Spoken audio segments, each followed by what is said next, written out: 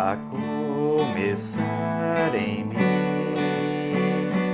Quebra corações, para que sejamos todos um, como tu és em nós, a começar em mim. Quebra corações, para que sejamos todos um, como tu és em nós. Onde há frieza, que haja amor, onde há ódio, perdão, para que teu corpo cresça assim, rumo à perfeição, a começar em mim. Quebra corações, para que sejamos todos um, como tu és em nós.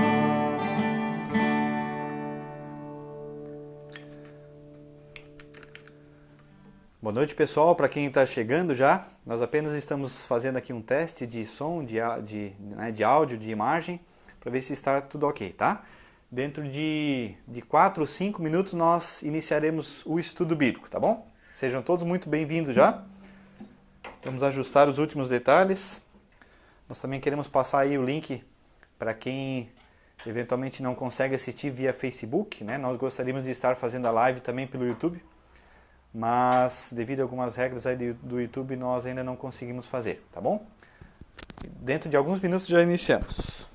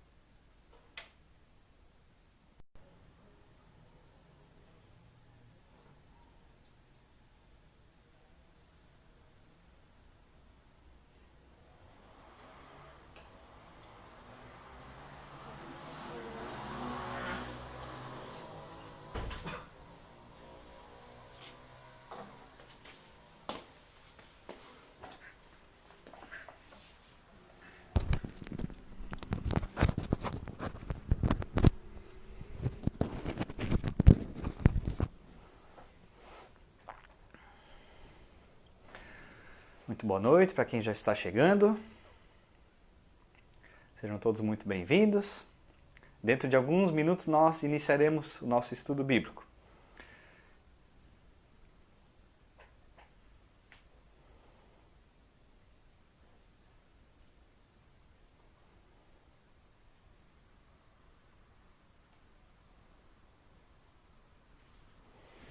Bem-vindos, quem está chegando agora também.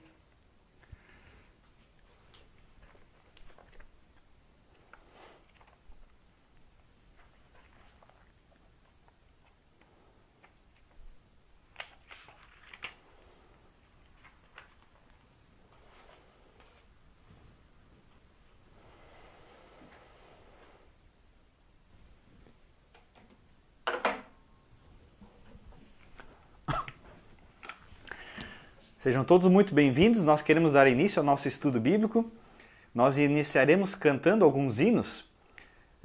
Eu gostaria, né, quem tem o hinário junto aí, quem tem o hinário Vamos Todos Cantar, é o hino número 163. O hino que o título dele é Juntos, né? Mesmo que nós não podemos estar presencialmente aí, fisicamente juntos, né? Nós podemos estar juntos na palavra nessa noite, e isso é muito especial. Então quero convidar a quem quiser cantar junto, ou quem quiser apenas ouvir e acompanhar, sejam todos muito bem-vindos aí no nosso estudo bíblico dessa noite.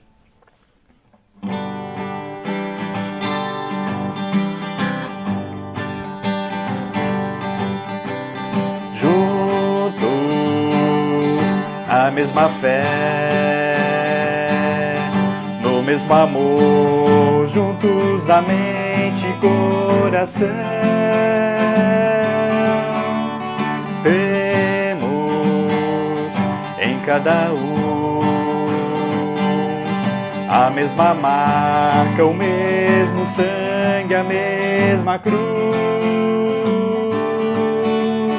Juntos somos um corpo em Cristo, juntos somos um corpo vivo, corpo que adora e que serve, corpo que chora e se alegra, corpo que parte e reparte as cargas do irmão. Cordas que foram partidas podem de novo soar. Corpo onde a vida é mais vida, vivendo em Jesus. Juntos na mesma fé, no mesmo amor, juntos da mente e coração.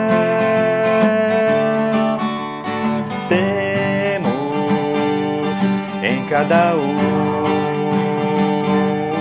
a mesma marca, o mesmo sangue, a mesma cruz. Juntos somos um corpo em Cristo, juntos somos um corpo vivo, corpo que adora e que serve, corpo que chora e se alegra, corpo que parte e reparte as cargas do irmão. Cordas que foram partidas podem de novo soar. Corpo onde a vida é mais vida, vivendo em Jesus. Corpo onde a vida é mais vida, vivendo em Jesus. Onde a vida é mais vida, vivendo em Jesus.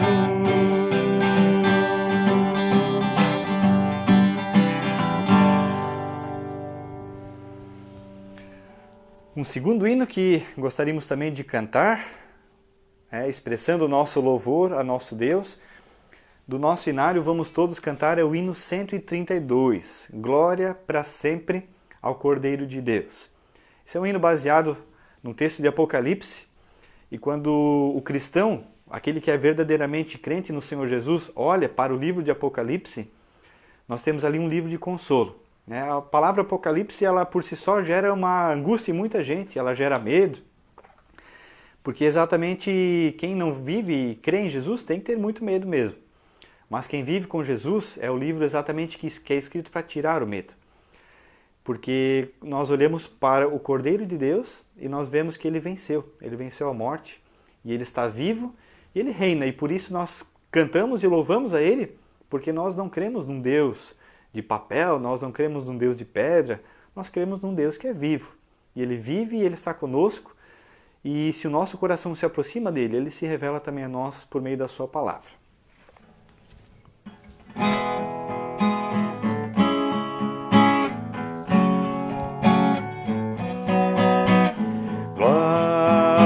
Para sempre ao Cordeiro de Deus, a Jesus o Senhor, ao Leão de Judá, a raiz de Davi, que venceu e o livro abrirá. Os céus, a terra e o mar,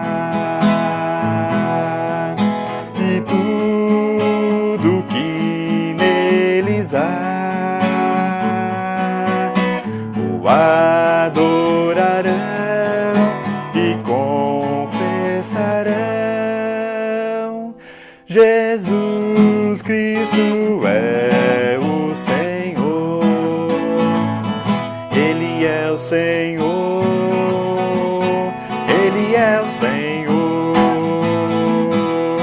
ressurreto dentre os mortos, Ele é o Senhor. Todo joelho se dobrará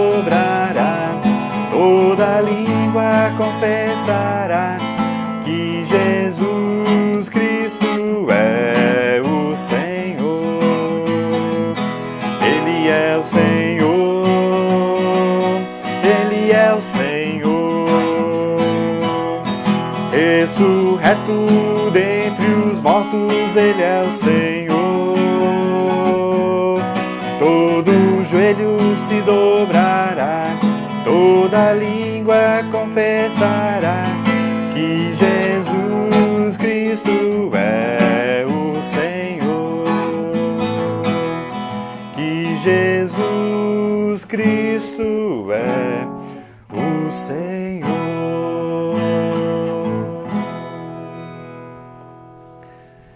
E ainda antes de lermos a Bíblia nessa noite, convido a cantarmos o hino número 134, também do Inário, vamos todos cantar.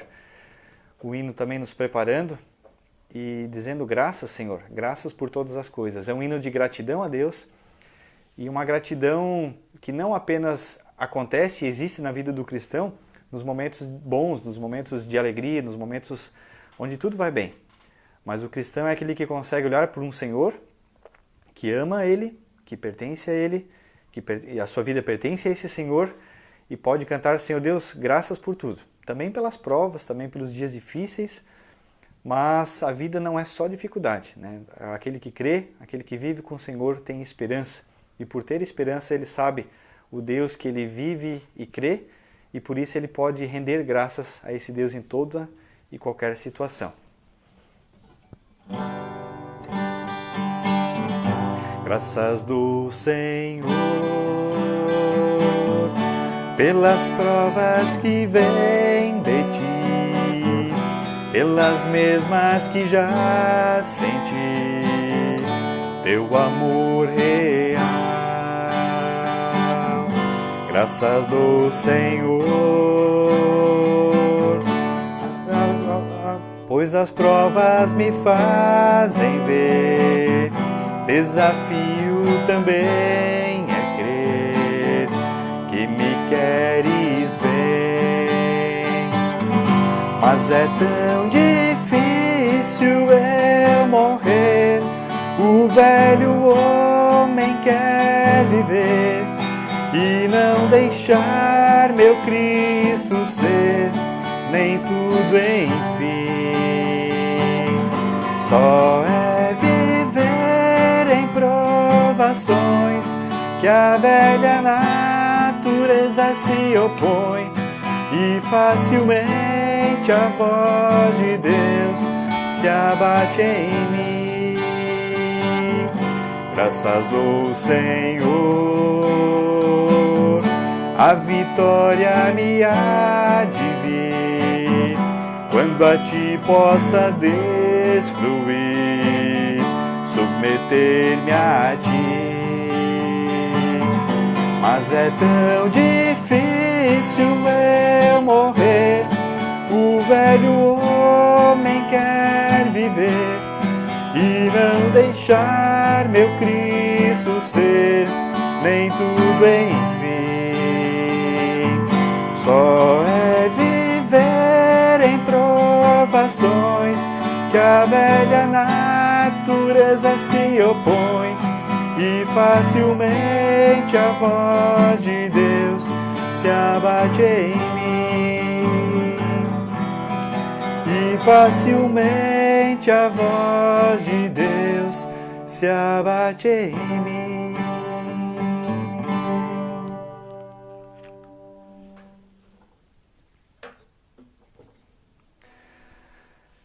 A quem chegou agora, quem foi chegando aos poucos, durante o nosso momento de louvor, seja muito bem-vindo.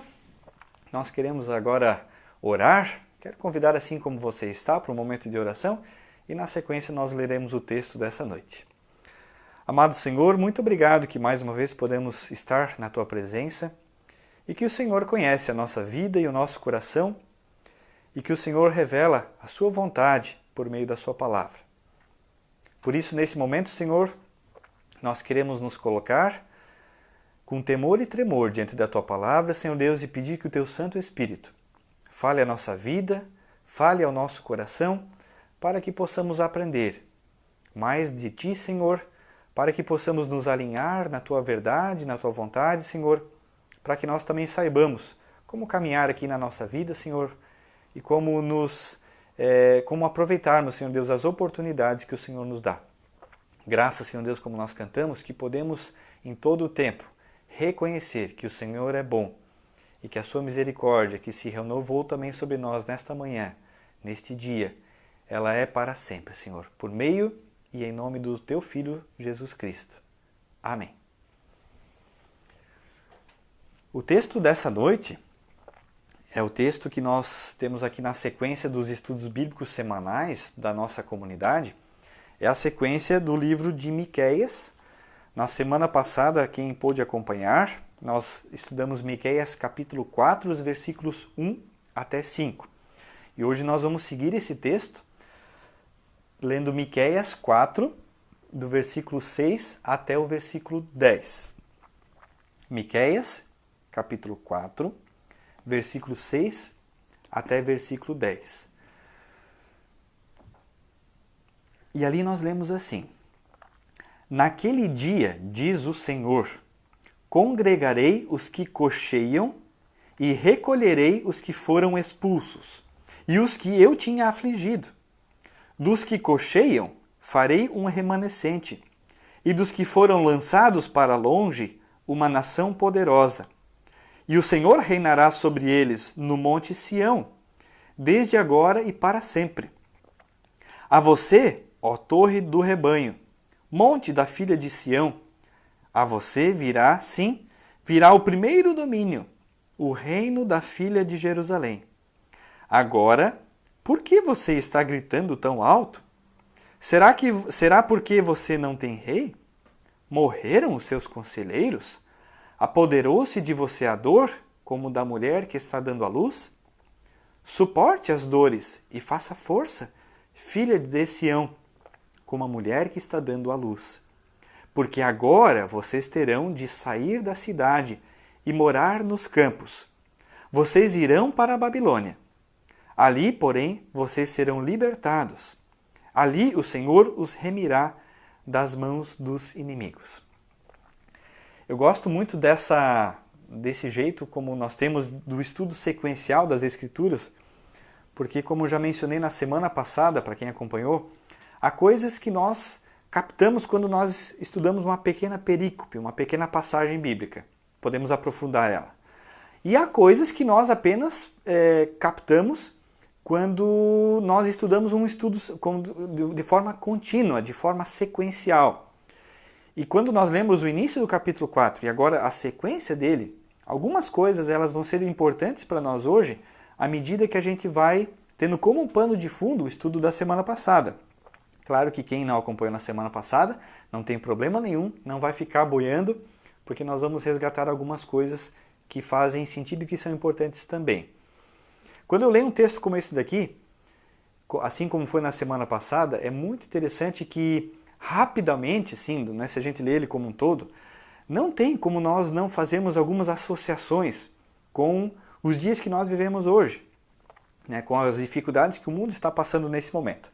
Só que nós não queremos ser rasos, também ser superficiais, porque a palavra, ela precisa ser estudada. E quando nós conseguimos captar a palavra lá do jeito como ela foi entendida e escrita na sua época, para dentro do seu contexto, e conseguimos, assim, criar aquela situação vivencial da época e entender por que o profeta Miqueias anunciou assim. O que Deus estava anunciando para dentro daquela situação. Quando nós entendemos aquilo naquele seu momento original, e aí sim, nós conseguimos extrair o princípio, sem trazer coisas que são da época para nós, mas trazer o princípio, o ensino para nós hoje, e aí isso sim nos atinge de uma forma muito mais profunda e verdadeira. E também não corremos o risco de fazer aplicações que, num primeiro momento, parecem ser verdadeiras, mas quando menos percebemos, atingimos bem longe daquilo que é o alvo daquele texto bíblico. Então, para não acontecer equívocos, para não acontecer pretextos, é muito importante nós lermos os textos dentro dos seus contextos. E quando eu li esse texto como um todo, E especialmente quando inicia no versículo 6, naquele dia, diz o Senhor, congregarei os que cocheiam e recolherei os que foram expulsos. E o início do versículo 7 também usa novamente essa palavra cocheiam. Não sei qual é a palavra que usa na tua versão bíblica aí. Eu uso a Nova Almeida atualizada. A palavra cocheia, né? Às vezes cochear pode dar aquela sensação assim de a pessoa que está bamba de um lado para o outro, ou que está indecisa, né? Que uma hora pensa de um jeito, outra hora pensa de outro. Que uma pessoa dúbia, né? Que vive cambaleando de um lado para o outro. Não é esse sentido que nós temos aqui no texto. A palavra cochear aqui no texto, ela tem como pano de fundo um povo que estava mal das pernas, que estava cambaleando por causa do seu pecado. E a palavra que Deus está anunciando aqui, por meio do Miqueias, ela vem depois de um anúncio do juízo, que se concretizaria, que o povo de Deus experimentaria quando, anos depois daquilo que foi profetizado aqui, e por causa que o povo não se arrependeu, anos depois o povo foi levado para o exílio. Mas ao mesmo tempo que Deus anunciou o juízo, Miqueias vai intercalando momentos de anúncio de graça. E esse momento do texto é um momento de anúncio de graça diante do juízo que já viria. Ou seja, também para que o povo uma vez entendesse que quando Deus anuncia o seu juízo, Deus não está querendo agir de forma mesquinha, querendo destruir, querendo tirar o doce da boca da criança, né? Deus não está querendo roubar a alegria do seu povo. Mas Deus, quando anuncia o seu juízo, quando nós temos a ira de Deus anunciada na Bíblia, o pano de fundo sempre é o amor de Deus, que mostra que as pessoas, quando caminham para longe do Senhor, ali sim elas experimentam coisas que não são da vontade de Deus e não experimentam o amor de Deus. E Deus fica irado com isso. E Deus anuncia juízo porque Deus sabe que as pessoas vão se autodestruir. Né? O ser humano que caminha sem o Senhor, ele caminha para a autodestruição. E ele caminha cocheando, ele caminha mancando, ele caminha capengando de um lado para o outro. Você já teve alguma vez a tua perna machucada? Você já passou por algum acidente assim que você teve uma dor terrível naquela hora? E você faria qualquer coisa para que aquela dor pudesse ser assim tirada com a mão, como a gente diz, né? Você já teve essa experiência? Eu penso que em menor ou maior grau, todos nós já caímos ou de bicicleta, ou caímos quando éramos criança correndo, ou tropeçamos e machucamos assim de uma forma mais intensa. O pé, o joelho, o queixo, enfim. Você percebe que quando a gente tem essa dor, né, nós temos aquela sensação assim de gritar, de clamar por ajuda e de querer que aquela dor seja tirada a qualquer preço. Só que aquela dor sai na hora? Não, ela nunca sai na hora. A dor, por mais intensa que seja, ela continua doendo sempre. Hoje à tarde, hoje de manhã, quando eu estava preparando esse estudo bíblico, eu lembrei de uma vez que, lá quando eu estava na 8ª série, na minha escola lá em Rancho Queimado, nossa turma organizou um torneio de futebol para arrecadar fundos para a formatura no final do ano. E só que nós organizamos e eu também joguei. Né? E no primeiro jogo, na primeira manhã, nos primeiros 3 minutos, eu tinha 14 anos na época, eu entrei numa trombada com mais 2 pessoas que eram bem maiores do que eu e eu fiquei por baixo delas, lá em Rancho Queimado isso. E eu caí e quebrei o braço, e na hora eu levantei, me apoiei, já queria jogar de novo, até que eu senti assim aquele braço que estava diferente e de repente caiu a ficha que eu tinha quebrado o braço e a dor era muito intensa. E lá em Rancho Queimado não tem hospital e era um domingo, um pouco antes do meio-dia. Então alguém teria que me levar para o hospital na cidade mais próxima ou para algum hospital que tivesse plantão naquele dia. E os meus pais não estavam em casa, estavam viajando com o coral municipal lá para São Paulo e sobrou para o meu tio. Ainda bem que o meu tio estava junto lá no ginásio e o meu tio me levou, né, de Paraty naquela época lá para São José e depois lá em São José não tinha ortopedista, nós fomos até Florianópolis. Toda a viagem, aquela dor era intensa, era terrível, né? O meu tio foi muito rápido de carro, ele andava bem rápido, e cada solavanco que dava na cabeceira das pontes era uma dor assim que parecia que ia acabar o mundo, porque estava doendo. Até que lá no hospital, depois do almoço do médico, vieram e deram uma anestesia, e aí sim aquela dor foi tirada. Né? Naquele momento aliviou. Só que no tempo de dor, não tinha o que fazer. Tinha que suportar aquela dor. E é isso que agora o povo de Deus, vai experimentar no juízo. Deus, ele anuncia o seu juízo e um tempo muito difícil que viria pela frente. Deus vai permitir que o seu povo passe por provas. Deus vai permitir que o seu povo, que em alguns momentos foram teimosos e foram desobedientes, Deus agora vai sim permitir que venha um inimigo e leve o seu povo para uma terra distante. Né? Agora, por que Deus vai permitir isso? Porque Deus sabe que fazendo isso é como que Deus estivesse sim, depurando o seu povo. Né? Passando por um tempo de prova que teria por finalidade tempos muito melhores, só que um pouco mais à frente. Na semana passada eu falei um fio vermelho que perpassa todo o livro de Miqueias. O livro de Miqueias nós temos um Deus que se apresenta como o juiz e senhor, que num primeiro momento dispersa o seu povo, que espalha o seu povo por causa do pecado, mas ao mesmo tempo Miqueias anuncia um Deus que vem como rei pastor, como um rei que é pastor e que de novo agora promete ajuntar o seu rebanho. E aqui a palavra diz naquele dia. Quando naquele dia? O capítulo 1, o versículo 1 do capítulo 4 diz nos últimos dias. Naquele dia, diz o Senhor, congregarei os que cocheiam e recolherei os que foram expulsos. Olha que promessa maravilhosa de Deus. Vai chegar o tempo, depois de Deus dispersar o seu povo, onde Deus novamente reunirá o seu rebanho, né? Juntará como um pastor que vai agora atrás das suas ovelhas e sabe que muitas delas ficarão perdidas pelo caminho. Mas aquelas que tiverem sido dispersas e que ainda estiverem vivas, ele as trará de volta. Deus reunirá o seu povo. Congregarei os que cocheiam e recolherei os que foram expulsos. E olha só o que é dito aqui. E os que eu tinha afligido. Ou seja, a partir de Miqueias nós não temos dúvidas aqui nesse texto que quem provoca o caos no seu próprio povo é o próprio Deus. E quando eu falo caos, quando eu falo calamidade, eu não tiro uma palavra dos meus lábios, mas é uma palavra que nós temos lá no capítulo 2, onde Deus tinha dito assim, ó, capítulo 2, versículo 3, portanto assim diz o Senhor, eis que estou forjando uma calamidade contra esta família, da qual vocês não livrarão o seu pescoço. Vocês não andarão mais de cabeça erguida, porque será um tempo de calamidade. Ou seja, Deus sim estava provocando um tempo de aflição no seu povo.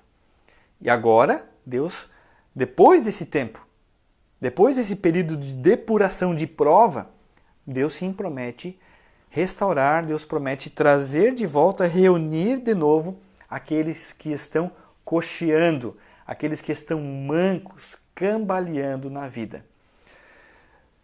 Por que Deus fala dessa forma?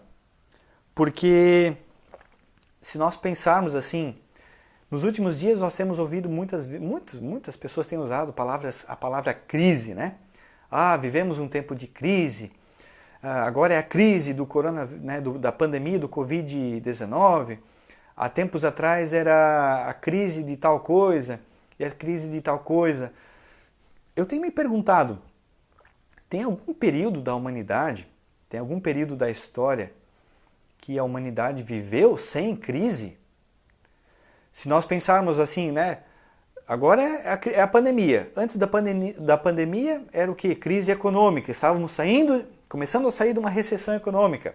Agora a pandemia leva para mais funda, para uma recessão econômica mais profunda ainda do que nós já estávamos vivendo. Antes da pandemia foi o quê? Crises com desastres naturais ou com barragem sendo rompida. Ano após ano, se a gente fizermos uma retrospectiva, por exemplo, de 2019, o ano inteiro foi crise. E eu me pergunto, há algum momento que não há crise? Há algum período que agora, beleza, a maré acalmou e está tudo bem? E nós vamos perceber que não. Não há tempos sem crise. Há tempos sem menos crise. Então o que Deus quer aqui? Nós vemos aqui, Deus anuncia o seu juízo. Se nós olhamos ao mesmo tempo para a humanidade, vemos que todo o tempo nós temos crise e dificuldade. Então a gente poderia se perguntar, mas qual é o sentido de tudo isso? Por que Porque então a vida que se resume à desgraça, à miséria, a situações difíceis, a vida se resume à vida a tempo ruim? Não. A vida não se resume a isso. E nós vamos ver no texto de hoje como que Deus vai lidar com essas crises que o seu povo passou na época, e eu penso que temos um paralelo bem interessante para os nossos dias, e ao mesmo tempo, se nós não temos crise, o que fazer e como viver então já em meio a elas, já que não temos como sair delas. No versículo 7, Deus vai dizer assim, continuar dizendo, né? Daqueles que cocheiam, eu farei um remanescente. Ou seja, talvez muitos vão se perder, mas haverá um remanescente, aqueles que vão permanecer. E dos que foram lançados para longe, eu vou fazer uma nação poderosa. Deus está aqui anunciando ao seu povo. E o Senhor reinará sobre eles no monte Sião, desde agora e para sempre. Temos aqui novamente a promessa sobre Sião, que nós já vimos na semana passada. Sião, o monte onde Jerusalém foi construída e que representa a presença de Deus. E aí no versículo 8 ainda é dito assim, a você, ó torre do rebanho, monte da filha de Sião, a você virá o primeiro domínio. Ou seja, algumas coisas vão ser como eram antes. Desses versículos 6 ao versículo 8, nós vemos que Deus está falando algumas coisas que aconteceram para o povo na antiga aliança, no Antigo Testamento, mas coisas que foram, né, nós como cristãos, nós olhamos também para o Antigo Testamento, não mais só a partir do olhar do Antigo Testamento, mas a partir do Novo Testamento. E a partir do Novo Testamento, a partir do senhorio de Jesus Cristo, nós vamos perceber que muitas destas coisas elas vão se concretizando já. Ou seja, as pessoas andam dispersas por todo o mundo. E o que Deus faz? Deus vai atrás das pessoas, como aquele pastor e rei aquele rei pastor que vai juntando novamente o seu rebanho. E a partir do Pentecostes, a partir de Atos 2, a partir da obra de Jesus na cruz, né? Jesus morreu na cruz, Jesus ressuscitou, Jesus subiu aos céus, o Espírito Santo foi enviado. A partir dali passa a existir a Igreja de Jesus Cristo. E a Igreja de Jesus Cristo agora é este corpo que é enviado, né? Assim como o Pai me enviou, assim eu vos envio. Deus envia o seu rebanho mundo afora para fazer o quê? Para arrebanhar mais pessoas. Para fazer com que mais pessoas agora creiam no nome desse Deus. E venham, entre aspas, de forma agora simbólica, de volta para Sião. Ou seja, o povo disperso da antiga aliança tem agora a oportunidade de, por meio de Jesus, ter uma nova aliança com Deus. E à medida que pessoas creem em Jesus, de qualquer povo, língua, raça, nação, pessoas que creem em Jesus passam agora a fazer parte deste povo de Deus, de um remanescente, que a partir do Novo Testamento nós podemos ver e sim perceber que é a própria igreja do nosso Senhor Jesus Cristo. Ou seja, nós vemos que Deus dispersa, mas Deus vai atrás e começa a juntar de novo. Só que entre esses dois movimentos, de dispersar e começar a juntar de novo, de mandar o seu povo embora, de dar uma lição no seu povo, de afligir o seu povo, de provar o seu povo, de depurar o seu povo, entre esse tempo e o tempo onde Deus congrega novamente, traz de volta, como que nós podemos viver, o que Deus espera de nós. O versículo 9 vai dizer assim, ó, Deus falando para o seu povo na época. Agora, por que você está gritando tão alto? Deus se referindo agora ao tempo da dispersão, tempo do sofrimento. Por que você está gritando tão alto? Será porque você não tem rei? O povo tinha rei aqui. Mas qual é o rei que o próprio Deus está se referindo? Por que você está gritando tão alto? O tempo que você estiver passando por dificuldade, o tempo que você estiver disperso, povo de Israel. Por que você está gritando? Você não tem rei? Por que Deus fala dessa forma? Porque Deus sempre quis ser o rei de Israel, do seu povo, aquele que conduzisse o seu povo. E lembra o que aconteceu, se nós lemos lá em 1 Samuel capítulo 8? Houve um tempo que não existia um rei na terra aqui sobre Israel. O próprio rei do povo de Deus era o próprio Deus. E o que o povo fez? O povo começou a ficar com medo, olhou para os povos, brilhou os olhos para aquilo que os outros faziam. E o povo se esqueceu de olhar para Deus e perceber que Deus era rei. E o povo pediu um rei. E o que Deus fez? Deus deu um rei. Aí chegou e passou todos esses anos de sofrimento, e rei dando cabeçada em cima de cabeçada e fazendo o que não agradava a Deus. E o que acontece? É como se Deus agora, quando o povo chegou à falência, como se Deus perguntasse, ué, mas vocês não têm rei? Cadê o rei de vocês? E Deus não estava aqui sendo irônico, mas Deus estava dizendo, vocês não percebem que, na verdade, mesmo vocês pedindo um rei para vocês, quem conduziu a história de vocês sempre fui eu. Eu sempre fui o rei de vocês. Por que vocês estão dando cabeçada para tudo que é lado? Por que vocês andam se preocupando com a sua própria segurança e fazendo um monte de coisas e alianças com povos vizinhos para se manter bem? Eu sou o rei de vocês. Era isso que Deus estava querendo que o povo entendesse aqui agora. Ou, na sequência do versículo 9, morreram os seus conselheiros? Quem é o melhor conselheiro do povo de Deus, senão o próprio Deus? E por que o povo de Deus, por muitas vezes, insistiu em procurar auxílio para a sua vida fora, fazendo alianças com outros que tinham outros interesses e não os interesses do próprio Deus? Percebe? Nesses momentos não tem como não pensar em momentos assim de paralelo com a nossa vida e com os nossos dias. Porque esse Deus que sempre foi rei, que sempre foi o conselheiro do seu povo, esse Deus é o mesmo Deus que vive conosco hoje, que por meio do seu Filho Jesus se apresentou a nós. E quantas são as vezes que nós entramos em crise, em parafuso na nossa vida, e entramos em desespero, e tentamos fazer tudo com as nossas próprias forças e correr atrás de tudo que é ajuda. E parece que nós esquecemos que a ajuda mais simples e profunda e verdadeira está diante de nós, está conosco, está do nosso lado, está junto todo o tempo. E a gente quebra a cabeça, a gente rola no travesseiro de noite, a gente se desespera e fica com crise e com medo e um monte de blá blá blá, como nós temos ouvido muito cristão nos nossos dias falar. Gente, Deus está aí dizendo, ué, vocês estão sem rei? E aí pessoas se desesperam porque o presidente fala isso, aí outros se desesperam porque o cientista falou aquilo. Deus está perguntando, ué, mas vocês não têm rei? Vocês não têm um conselheiro? Claro, se ficarmos buscando esse tipo de auxílio, nós teremos esse auxílio. Enquanto isso, na verdade Deus quer pegar, nos chacoalhar pela própria roupa e dizer, gente, eu estou aqui para vocês. O melhor conselho, a melhor direção e o melhor cuidado para a vida de vocês está diante de vocês. Então, orem, é como se Deus estivesse se clamando, olhem para mim. Sempre que o povo de Deus deixou de olhar para o Senhor e os olhos brilharam e foram atraídos por coisas do lado, sempre o povo caiu e se deu mal. E não é diferente dos nossos dias. E com isso eu não estou dizendo que nós agora devemos fechar os olhos para a ciência é maravilhosa. Mas a pergunta sempre é qual ciência?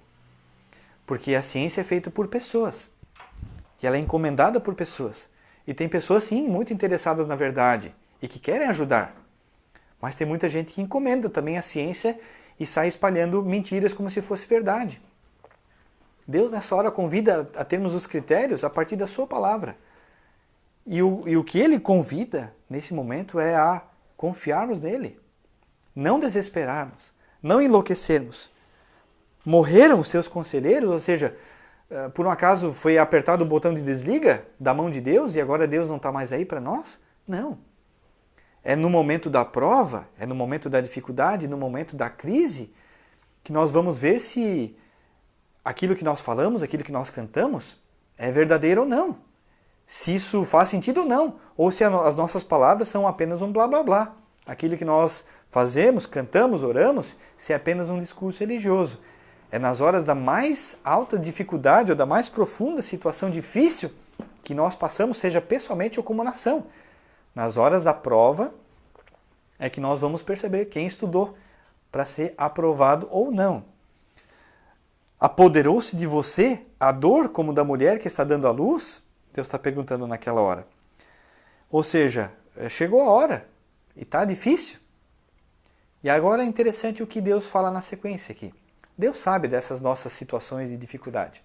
E Deus sabe que na hora da crise, a nossa rosca hispana, como nós falaríamos usando uma gíria, ou seja, Deus sabe que nós não somos super-heróis valentes na fé e que a gente fraqueja. Mais cedo ou mais tarde, todos nós, em algum momento, fechamos os ouvidos para Deus. E o que Deus convida a fazer nessa hora? A partir da sua ira e no meio do juízo. Na verdade, Deus faz um convite. Está difícil o teu momento?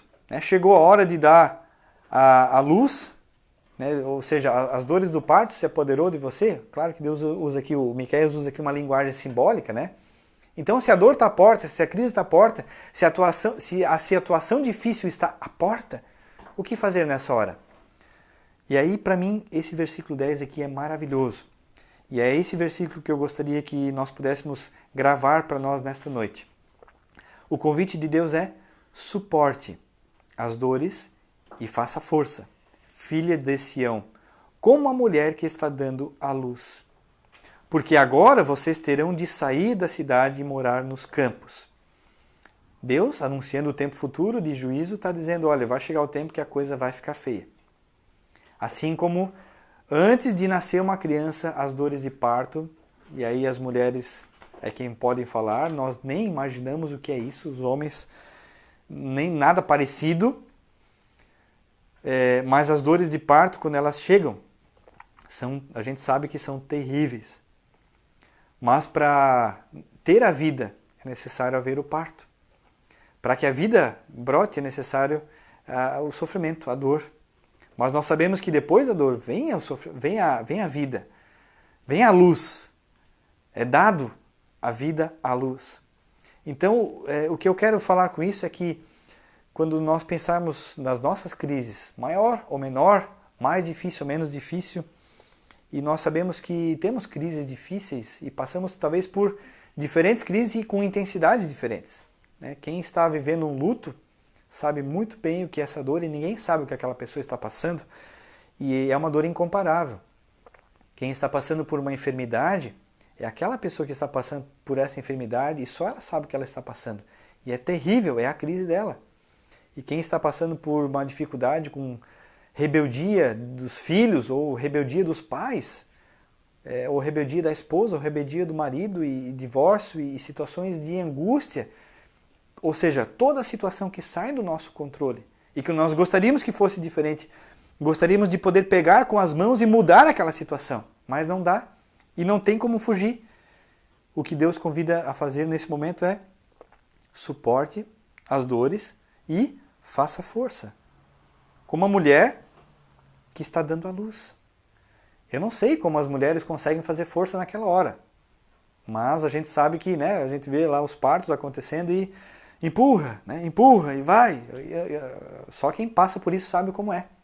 Hoje à tarde eu estava assistindo aí com os meus filhos nós entramos no assunto aí do nascimento deles.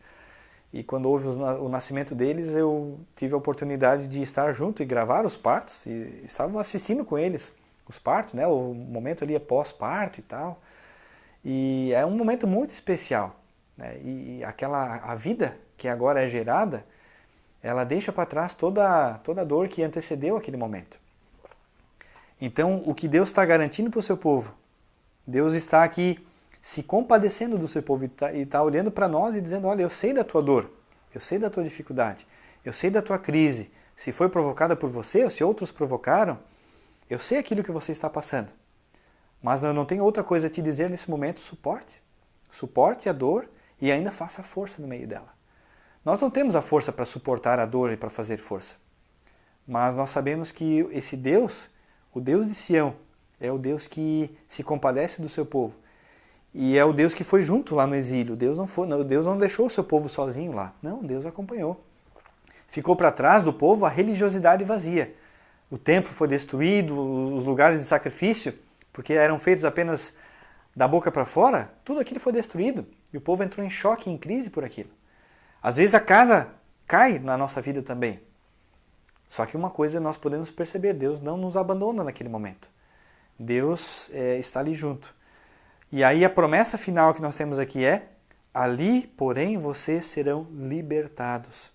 Ali, na dor, na força, no meio da dor, na dificuldade, o Senhor os remirá das mãos dos inimigos. Que palavra maravilhosa! E eu penso que não é uma palavra que a gente absorve apenas sentando no momento e lendo. Quero convidar você nessa semana a ler essa palavra de novo na tua vida e medite sobre ela. Nessa palavra, especialmente do versículo 10. Pensa, né, foram as situações que o povo viveu, as situações que o povo passou por sua dificuldade, cocheando, né, mancando de um lado para o outro, cambaleando por causa do pecado. Mas chega esse tempo onde Deus agora está dizendo, tá difícil, tá? Mas eu vou te trazer de volta. Onde está o teu rei? Onde está o teu conselheiro? Olhe para mim, estou diante de ti, Deus está dizendo. E no momento que você está passando, Deus também diz, nesse momento, suporte a dor e faça força. Né? Dê um passo além, levante-se, movimente-se, abra os braços para o Senhor e saiba que vocês serão libertos, diz ali a palavra, o Senhor os remirá. Deus que vai adiante de nós, Deus que vai cuidando, Deus que vai salvando, Deus que vai provendo o livramento e o dirigir, o seu guiar, que é real, que é verdadeiro, e que Deus nunca deixou de fazer. Essa é uma palavra maravilhosa. Enquanto isso, nós continuamos a viver como o povo de Deus, peregrinos nesse mundo. O povo de Deus sempre foi um povo peregrino nesse mundo. Sempre foi um povo que passou por dificuldades, por situações, que esteve disperso. E tem uma palavra, um capítulo aqui de um parágrafo que eu gostaria de ler. Né? Eu já mencionei na semana passada, na nossa comunidade nós seguimos a cada 6 meses o estudo contínuo da palavra. E aqui nós temos o Caminho e o Testemunho, que é o livro que nós estamos estudando nesse semestre, é o livro de Miqueias e Obadias. E o estudo dessa semana, que é o estudo de hoje, né, sempre são 2, 3 páginas escritas ou preparadas por alguém, é um manual de estudo bíblico esse livro. E o estudo de hoje foi preparado pelo professor Werner Wiese, de São Bento do Sul, lá da Faculdade Luterana de Teologia. Foi meu professor, a quem eu admiro muito, tenho muita gratidão pelo aprendizado que eu pude passar com ele nos anos da formação. E o parágrafo de conclusão desse estudo, eu gostaria de ler aqui porque eu achei maravilhoso compartilhar. Não devemos nos limitar ao registro de acontecimentos históricos passados de Deus com o seu povo, sejam eles quais forem. Ou seja, quando olhamos para textos como esse e quando olhamos para outras experiências em todo o decorrer da história do povo de Deus, passado ou mais recente, também testemunhos que nós ouvimos. Nós não deveríamos olhar para essas histórias e nos contentar com isso e olhar assim, nossa, que legal, né? Quanta história maravilhosa que Deus teve com o seu povo. Devemos olhar, sim, como testemunho do agir de Deus em meio a situações. Falando a partir do Novo Testamento, continua dizendo aqui, dispersão, né? Esses momentos onde Deus espalhou o seu povo, angústias e dores de parto, tornaram-se símbolo do sofrimento do povo de Deus, composto por judeus e gentios crentes em Jesus. Ou seja, no decorrer de toda a história da igreja, pessoas que passaram a crer em Jesus, vindo do povo de Deus, do povo judeu, ou dos gentios, que nos alcança aqui também hoje, uma das características de toda a história do povo sempre foi dispersão, angústia, dores de parto, crise, sofrimento. Por vezes, são apenas umas poucas pessoas que se reúnem em algum lugar distante e solitário.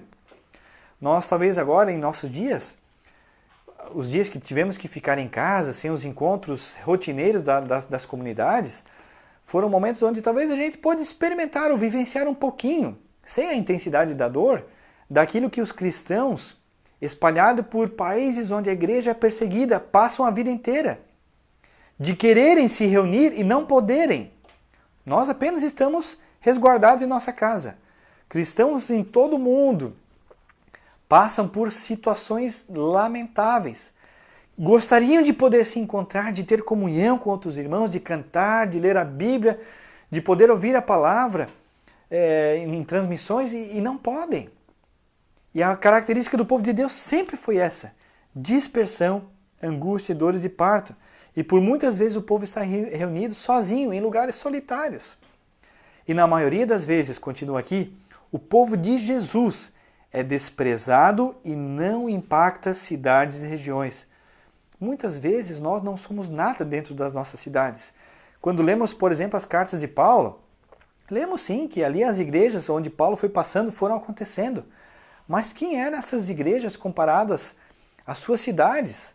Eram nada. Muitas vezes eram um pingo de cristãos reunidos. Teve lugares sim que, com o passar do tempo, muitos cristãos foram chegando à fé, mas não porque houve um movimento daquele pequeno grupo que impactou aquela cidade. Bem pelo contrário. Eram pessoas que viviam de forma autêntica a sua fé em Jesus. E porque viviam de forma autêntica a sua fé em Jesus, a sua pregação tinha sentido. O seu testemunho tinha sentido porque elas viviam a fé em Jesus. E isso fazia com que outras pessoas chegassem à fé também ou desejassem essa vida com Jesus também. Mas não são grandes movimentos feitos pela igreja que impactaram cidades. Aqui continua: o comum e normal é o sofrimento por causa do evangelho, e não o conhecimento, o reconhecimento e aplauso públicos por coisas exitosas. A característica da igreja foi sofrimento, perseguição, caminho da cruz. Não aplausos, porque a igreja agora está com tal iniciativa. Igrejas que têm iniciativa e que ficam postando coisa por aí para muitas vezes não passa de vaidade, de vanglória. Sim, tem coisa, não sou contra postar coisas em redes sociais, mas tem muita coisa que apenas é fabricada para dizer, nossa, olha só, e perde o sentido. Leia Mateus 25, quando Jesus fala do fim do... ele conta uma parábola sobre a grande tribulação. A boa obra feita, aqueles que fizeram a verdadeira boa obra vão se perguntar, Senhor, quando que nós fizemos isso? Ou seja, a mão direita não sabe o que a esquerda fez. Então, ficar fazendo propaganda, nós cristãos não somos chamados a isso. A boa obra é aquela que acontece no silêncio, e foi sempre uma característica. E o comum e normal não é a igreja ser aplaudida. Não. É o sofrimento por causa do evangelho. Por quê? Porque a vida do cristão é uma vida na contramão desse mundo. E por isso que se o mundo já vive em crise, nós vamos viver em muito mais crise do ponto de vista do mundo. E muito mais dificuldade. E muito mais dores de parto. E é ali que o Senhor diz, olha, suporta. Suporta a vergonha, suporta a dor, suporte a vergonha. Aqui continua. O caminho do povo de Jesus é o caminho da cruz na terra e não da glória. Aqui na terra é o caminho da cruz, não glória. E não é por acaso que quase sempre, quando a igreja quis ser importante ou relevante publicamente, ela fez pactos que perigaram trair sua identidade como povo de Deus. E por fim, levou-a a negar a exclusividade de Jesus Cristo e tornou-se parecida com um clube social de entretenimento. Nós não estamos aqui como igreja de Jesus Cristo para querer aparecer. Isso o circo faz muito bem. Circo é um local de entretenimento, botar o tomate no nariz e fazer os outros rirem. Né? O cristão vive aqui para testemunhar e pregar sobre Jesus Cristo e este crucificado. E essa mensagem vai na contramão desse mundo. Com isso, não estou dizendo que nós agora queremos ser perseguidos pelos outros, ou queremos aparecer para os outros, ou queremos que os outros falem mal de nós. Não. Mas nós não podemos, a partir da pregação da palavra, simplesmente desejar o aplauso, o bom testemunho do mundo. Com isso nós estamos vendendo a nossa alma. O Evangelho vai na contramão. O Evangelho, ele choca esse mundo. A palavra da cruz é loucura. É loucura. Nunca vai fechar com a filosofia desse mundo. Por isso, ao cristão verdadeiro, ele pode cantar como nós cantamos aqui no início. Graças dou, Senhor, pelas provas que vêm de Ti. A prova é difícil, mas graças, Senhor Deus, porque pelas mesmas eu já senti o Teu amor real. Porque é esse Deus que diz, olha, tá difícil, tá? Mas eu sou o Teu conselheiro, eu sou o Teu rei. Então eu digo para você, suporta a dor. E Deus ainda manda a gente suportar a dor. E fazer força no meio da dor, é difícil. Só que quem sabe, quem está vivendo nesse momento, isso daqui, sabe que essa palavra é bálsamo para a sua alma, para a sua vida. porque sabe que viver desesperado do ponto de vista desse mundo, não ter para onde correr senão para o próprio Deus. Quem está passando por esse momento sabe o que essa palavra diz. E o convite de Deus é aquele que está passando e aquele que ainda vai passar, quando estiver passando pelo vale da sombra da morte, saber que ali o Senhor está cuidando e está guardando, porque Ele não abandonou. É difícil, mas é o caminho que o Senhor propõe para o seu povo. Quando o povo fugiu desse caminho, o povo se afastou de Deus. Quando o povo andou nesse caminho, a sua igreja se aproximou dele. Esse é o convite para mim e para nós hoje. E essa palavra é uma palavra de ânimo, sim. Ânimo a nos aprofundarmos na nossa vida de fé com o nosso Senhor Jesus Cristo. Eu quero te animar, eu quero te desafiar nessa noite, no teu dia de amanhã, na tua semana que segue. Muitas coisas vão vir pela frente, nós não sabemos o que vem. Nunca soubemos, não sabemos hoje também. Mas eu quero te convidar a olhar para o Senhor e se aproximar dele cada vez mais e aprender a depender cada vez mais dele, a não ficar entrando na loucura que o mundo propõe, mas a viver a loucura que o Evangelho propõe.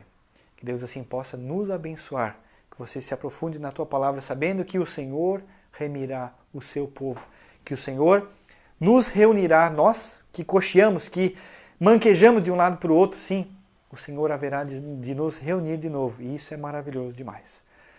Que Deus assim nos abençoe. Amém. Vamos orar ainda? Senhor Deus, mais uma vez estamos aqui na Tua presença, continuamos na Tua presença e queremos Te louvar e agradecer que o Senhor é bom. E que a Sua misericórdia dura para sempre, Senhor. E que o Senhor ainda hoje continua chamando pessoas a viverem contigo. Obrigado que o Senhor tem reunido o seu povo por toda a terra, usando, Senhor, o testemunho da Tua palavra na vida de pessoas que se entregam a Jesus. Ó Deus, nos perdoe quando os nossos olhos também brilham e são atraídos a olharmos aquilo e o modelo como o nosso mundo vive. E queremos nos adequar porque não queremos chocar o mundo, Senhor Deus. Nos perdoe porque nós muitas vezes traímos, Senhor Deus, aqueles que por muitas vezes suportaram a dor e a dificuldade para testemunhar do Teu amor, do Teu nome em toda a terra, Senhor Deus. Se nós pensarmos em todos os cristãos que vivem por esse mundo, estão pagando o preço do Evangelho nas suas próprias vidas, porque sabe que o maior tesouro do Evangelho é a salvação eterna. Ó Senhor Deus, nos ajude a nos alinharmos com eles em fé, em verdade, e a sermos uma só igreja nesse mundo. E independente do contexto onde nós vivemos, com maior ou menor intensidade de dor e de perseguição, nós possamos sim ser a Tua igreja, ser a Tua luz, ser o Teu sal nesse mundo, e não nos vendermos, Senhor Deus, e não trairmos, Senhor Deus, o Evangelho por tão pouco.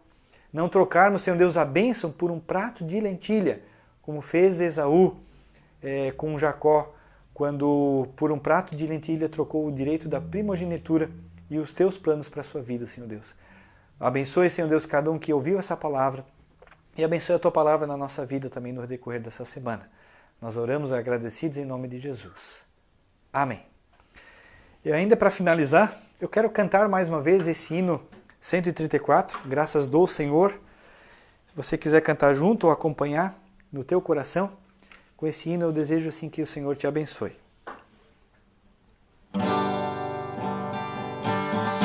Graças dou, Senhor,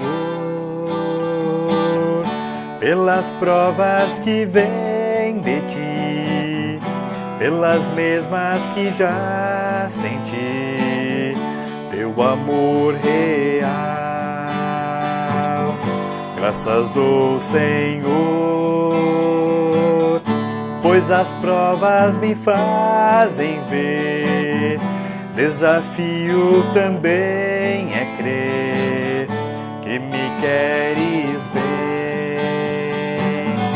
Mas é tão difícil eu morrer.